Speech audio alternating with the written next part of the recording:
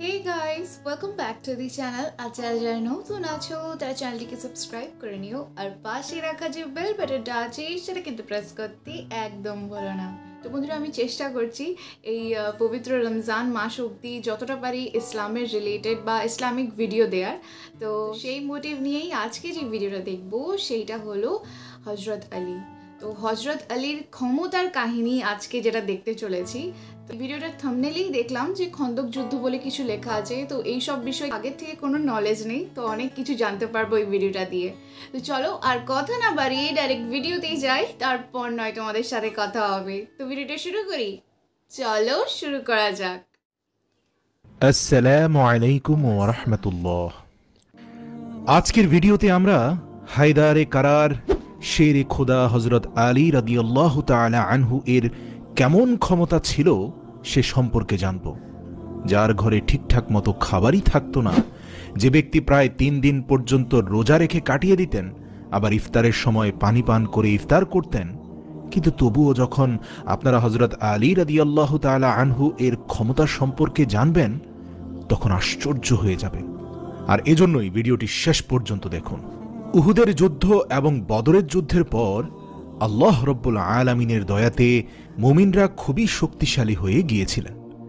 সেখানে দ্বিতীয় দিকে যারা কাফের এবং মুশরিক ছিলেন তারা দুর্বল হতে শুরু করেছিলেন, আর সেজন্য তারা চাইতো যে কোনো প্রকারে মুসলিমদের অস্তিত্বকে একেবারে সমাপ্ত করে দেয়া যায় কিনা। তারা অল আউট প্ল্যান করছিল, মানে সমস্ত শক্তি দিয়ে এমন একটা যুদ্ধ করতে হবে যেন মুসলিমদের চিরতরে নির্মূল করে দেয়া যায়। এরপর 627 খ্রিস্টাব্দে জানুয়ারি মাসে কাফের এবং মুশরিকরা একসঙ্গে জোট বেঁধে মদিনার দিকে এগোতে শুরু করল। এই খবর যখন মুহাম্মদ সাল্লাল্লাহু আলাইহি ওয়াসাল্লামের কাছে পৌঁছালো তখন রাসূল সাল্লাল্লাহু আলাইহি ওয়াসাল্লাম তার সমস্ত সাহাবা কেরাম রাদিয়াল্লাহু তাআলা আনহুদের ডেকে বললেন, একদিকে আরবের সমস্ত মুশরিকরা জোটবদ্ধ হয়েছে, আর অন্যদিকে আমরা সামান্য কয়জন মুসলিম। হে আমার সাহাবীরা, এখান থেকেই শুধুমাত্র আল্লাহ রব্বুল আলামিনের পক্ষ থেকে সিদ্ধান্ত আসবে যে হক আর বাতিলের মধ্যে কোনটি সত্য। সমস্ত সাহাবা রাদিয়াল্লাহু তাআলা আনহুগণ ভাবতে লাগলেন, এত বড় কাফের সেনাদের সঙ্গে আমরা কিভাবে লড়াই করব। এরই মধ্যে সালমান ফারসি রাদিয়াল্লাহু তাআলা আনহু বলতে লাগলেন, ইয়া রাসূলুল্লাহ, আমাদের মদিনা তো 3 দিক দিয়ে পাহাড় দ্বারা বেষ্টিত, আর যাওয়া আসার জন্য শুধুমাত্র একটি রাস্তাই খোলা আছে। যদি আমরা ওই একমাত্র রাস্তাটিতে বড় গর্ত করে খাল খনন করে দিই তাহলে কোনো কাফের খোলাখুলি মদিনায় হামলা করতে পারবে না। সুবহানাল্লাহ। তারপর আল্লাহর রাসূল সেটি গ্রহণ করলেন। 6 দিন যাবৎ সমস্ত মুসলিমরা এই কাজ কন্টিনিউয়াসলি করতে থাকলেন, আর শেষ পর্যন্ত মদিনাকে হেফাজত করার জন্য 5.5 কিলোমিটার লম্বা ও 4.5 মিটার গভীর এবং 9 মিটার চওড়া একটি খন্দক খনন করা হলো, যার বাংলা অর্থ হচ্ছে চওড়া খাল। খন্দকের যুদ্ধে কাফের মুশরিকদের পক্ষে তাদের লিডার আবু সুফিয়ান তৎকালীন বিশ্বের সবচেয়ে বড় বীর আমর বিন মারহাবকে নিয়ে এসেছিলেন। আরবের বড় বড় পালোয়ানেরা পর্যন্ত আমর বিন মারহাবকে ভয় পেত। আর এত সব পালোয়ান সহ তারা যখন মদিনার কাছে এসে দেখল মদিনার প্রবেশ পথে একটি বড় খাল খনন করা হয়েছে, আর যা দেখে তারা ভীষণ অবাক হলো আর ভাবল যে এত বড় খন্দক এত সামান্য কয়েকজন মানুষ কেমন করে খুঁড়তে পারল। এবার আমরা মদিনার উপর আক্রমণই বা কিভাবে করব। এরপর তারা 6 সপ্তাহ পর্যন্ত মদিনার বাইরে বসে অপেক্ষায় থাকলো সুযোগের জন্য। তারপর আমর বিন মারহাব বলল, এটা তো আমাদেরকে অপমান করার জন্য করা হয়েছে, আর আমি এই খালের পাড়ে বসে মদিনাবাসীদের অপেক্ষা করতে পারবো না। আমি এখনই খাল টপকে মদিনায় ঢুকছি। যেই কথা সেই কাজ। সে মদিনায় প্রবেশ করলো খাল টপকে, তারপর জোরে জোরে চিৎকার করতে লাগলো, বলল, হে মুসলমান মিথ্যাবাদী কাপুরুষেরা, যদি ক্ষমতা থাকে তাহলে বেরিয়ে এসো আমার সঙ্গে মোকাবেলা করতে, অথবা আমার হাতে হত্যা হয়ে যাও। এমন কথা শুনে সমস্ত মুসলিম নিজের চক্ষু দৃষ্টিকে নিচে করে রাখল আর চুপচাপ থেকে গেল। এরই মধ্যে হযরত আলী রাদিয়াল্লাহু তাআলা আনহু খাড়া হয়ে দাঁড়ালেন আর বলতে লাগলেন, ইয়া রাসূলুল্লাহ, আপনি আমাকে অনুমতি দিন, আমি সেখানে যাব। মুহাম্মদ সাল্লাল্লাহু আলাইহি সাল্লাম বললেন, হে আলী, তুমি বসে পড়ো। তুমি কি জানো তোমার সামনে কে আছে? তোমার সামনে বিশ্ববিখ্যাত পালোয়ান আমর বিন মারহাব আছে, যার সঙ্গে তুমি মোকাবেলা করতে পারবে না, কেননা তুমি এর মোকাবেলাকারী নও। আর তোমার বয়সও এখনো কম। সেই সময় আলী রাদিয়াল্লাহু তাআলা আনহু এর বয়স ছিল মাত্র 23 বছর। তারপর ওমর বিন মারহাব চিৎকার করতে করতে আবারও বলতে লাগলো, এই মুসলমানেরা, কোথায় তোদের সেই জান্নাত যেটির দাবি করিস? হেরে যাবি ভেবে মাথা নিচু করছিস, লজ্জা করে না? তোরা না শহীদ হলে জান্নাতে চলে যাবি? তোদের মধ্যে কি এমন একজনও নেই যে জান্নাতের সুগন্ধ পেতে চায়? মুসলিমদের মধ্যে বড় বড় বাহাদুর পালোয়ান বসেছিল, যারা কেউ লড়চড় করছিল না, সবাই চুপ ছিল। কিন্তু আবারও বসে থাকতে পারলেন না আলী রাদিয়াল্লাহু তাআলা আনহু। আবারও সোজা হয়ে দাঁড়িয়ে রাসূল সাল্লাল্লাহু আলাইহি সাল্লামের দিকে তাকিয়ে বললেন, ইয়া রাসূলুল্লাহ, আপনি শুধুমাত্র আমাকে অনুমতি দিন, আমি এই জালিম শয়তানের মুখ বন্ধ করে ছাড়ব। তখন রাসূল সাল্লাল্লাহু আলাইহি সাল্লাম আবারও বললেন, হে আলী, তুমি বসে যাও। তুমি কি দেখতে পাচ্ছ না তোমার সামনে ওমর আছে? এরপর রাসূল সাল্লাল্লাহু আলাইহি সাল্লাম নিজে বললেন, কে এমন আছো যে এই কাফেরের মুখ বন্ধ করবে? এমন কথা শুনে সবাই নিজের নজরকে নিচের দিকে রাখল, আর সবাই বলতে লাগলেন, ইয়া রাসূলুল্লাহ, আপনি কি জানেন না এই আমর বিন মারহাব এক হাতে উটের বাচ্চাকে ধরে রাখে আর অন্য হাতে শত শত শত্রুদের উপর একসাথে তরবারি চালায়? এই শয়তানের সঙ্গে কে লড়াই করতে পারবে?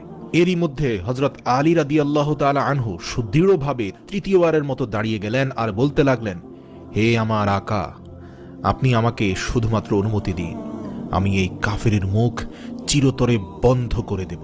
তৃতীয়বার বলার পর হযরত আলী রাদিয়াল্লাহু তাআলা আনহুকে রাসূল সাল্লাল্লাহু আলাইহি সাল্লাম যাওয়ার অনুমতি দিলেন। অনুমতি পাওয়ার সঙ্গে সঙ্গে হযরত আলী রাদিয়াল্লাহু তাআলা আনহু এক হাতে ঢাল, অন্য হাতে তরবারি নিয়ে আমর বিন মারহাব এর নিকট পৌঁছে গেল। আমর বিন মারহাব এর সমস্ত শরীর লোহার চাদর দ্বারা ঢেকেছিল, অর্থাৎ তার কাপড় লোহা দ্বারা তৈরিকৃত ছিল, এমনকি তার টুপিও লোহা দ্বারা তৈরি ছিল। আমর বিন মারহাব নিজের সামনে হযরত আলী রাদিয়াল্লাহু তাআলা আনহুকে দেখে বলতে লাগলো, তুমি আবার কে? এই যুবক, তুমি কেন এখানে মরতে এসেছো? এটা শুনে হযরত আলী রাদিয়াল্লাহু তাআলা আনহু বলতে লাগলেন, আমি কারারে হায়দার, আমার মা আমার নাম রেখেছে হায়দার। আপনাকে জানিয়ে রাখতে চাই, হায়দার খুবই শক্তিশালী দক্ষ একটি সিংহকে বলা হয়ে থাকে, আর কারার বলা হয়ে থাকে ফিরে ফিরে আক্রমণকারীকে। আর এজন্যই আলী রাদিয়াল্লাহু তাআলা আনহু এর উপাধি হল কারারে হায়দার, অর্থাৎ ফিরে ফিরে আক্রমণকারী সিংহ।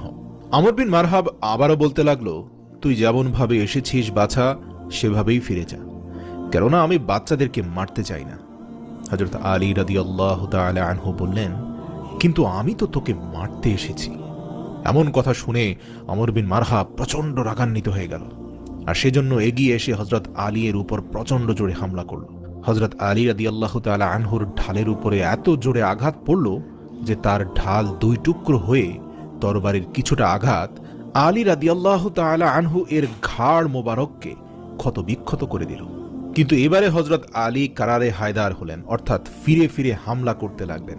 তিনি ঘুরে দাঁড়িয়ে ওমর বিন মারহাবের উপর এমন একটি হামলা করলেন যেখান থেকে ওমরের ঢাল একেবারে দুই টুকরো তো হলোই, তার পাশাপাশি উপর থেকে নিচ পর্যন্ত ওমরের শরীর দুই খণ্ডিত হয়ে গেল।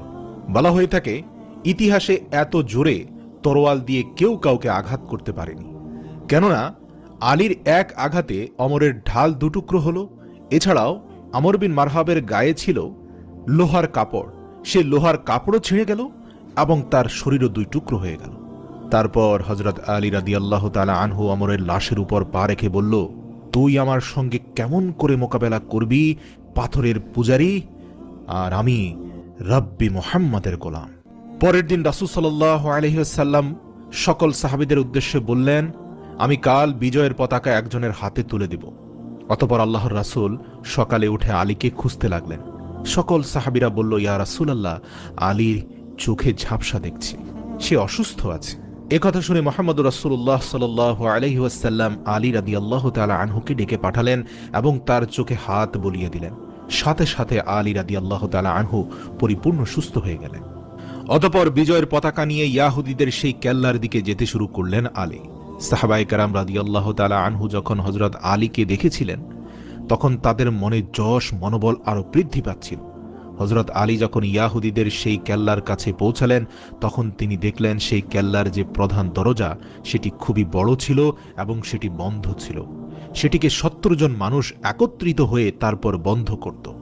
এরপর হযরত আলী রাদিয়াল্লাহু তাআলা আনহু এক হাত করে তলোয়ার চালাতে শুরু করলেন আর অন্য হাতে এসে দরজাকে হিলাতে হিলাতে উপড়ে ফেললেন আর সাহাবায়ে কেরামদেরকে বলতে লাগলেন, আপনারা সকলে এই কেল্লার মধ্যে প্রবেশ করেন। আর তারপর হযরত আলী রাদিয়াল্লাহু তাআলা আনহু সেই সময় পর্যন্ত দরজাটিকে উপর করে রেখেছিলেন যতক্ষণ পর্যন্ত মোটামুটি ৬০০ জন সাহাবী রাদিয়াল্লাহু তাআলা আনহু সেই কেল্লার মধ্যে প্রবেশ করতে না পেরেছিল। যখন সমস্ত সাহাবায়ে কেরামগণ সেই কেল্লার ভেতর প্রবেশ করলেন, তখন হযরত আলী রাদিয়াল্লাহু তাআলা আনহু সেই দরজাটিকে ছুঁড়ে ফেলে দিলেন এবং সেটি আলী রাদিয়াল্লাহু তাআলা আনহু এর কাছ থেকে কয়েক গজ দূরে গিয়ে পড়ল। তো যার শক্তি ৭০ জন মানুষের সমান ছিল, তিনিই তো শেরে খোদা আলী রাদিয়াল্লাহু তাআলা আনহু। সমস্ত যোদ্ধাদের বাহাদুরি যেখানে শেষ হতো, তখন আলী রাদিয়াল্লাহু তাআলা আনহু এর বাহাদুরি শুরু হতো। আজও মুসলিম বিশ্বের সেনাবাহিনীরা ট্যাঙ্ক, কামান থেকে শুরু করে যুদ্ধাস্ত্র, যুদ্ধ বিমান সকল কিছুর মধ্যে আলীর নাম যুক্ত করার চেষ্টা করে। সুবহানাল্লাহ। কিয়ামত পর্যন্ত সকল মুসলিম যোদ্ধাদের সর্বশ্রেষ্ঠ অনুপ্রেরণার নাম হচ্ছেন শেরে খোদা আলী রাদিয়াল্লাহু তাআলা। সো গাইস, এই জিনিসটা সত্যি খুব ইন্টারেস্টিং লাগলো, কারণ এইসব যে ঘটনা, আই থিঙ্ক মুভিরা এইসব জিনিস অল্প আধটুর কোথা থেকে ইন্সপিরেশন নিয়ে বানায়, কারণ যতগুলো জিনিস বলা হলো ওগুলো সবাই আমরা হয়তো সুপার হিরো ফিল্মগুলোতে দেখে থাকি। তো এতটা উনি পাওয়ারফুল ছিলেন। তো এইসব শুনে একটা জিনিসই মনে হয় যে না, ফিলিস্তিনিদের মধ্যে কিন্তু সত্যি ওনার কোনো ডিএনএ আছে, নাহলে ওনারা এত ব্রেভ হতে পারতো না এত কঠিন সিচুয়েশানে। তো তোমাদের এই বিষয়ে কি মতামত নিশ্চয়ই নিচে লিখে জানিও। তো তোমাদের সাথে দেখা হবে আবার অন্য কোনো ভালো ভিডিও নিয়ে। ততক্ষণের জন্য নিজের খেয়াল রেখো আর নিজের আশপাশের লোকেরও একটু খেয়াল করো। So bye bye and take care.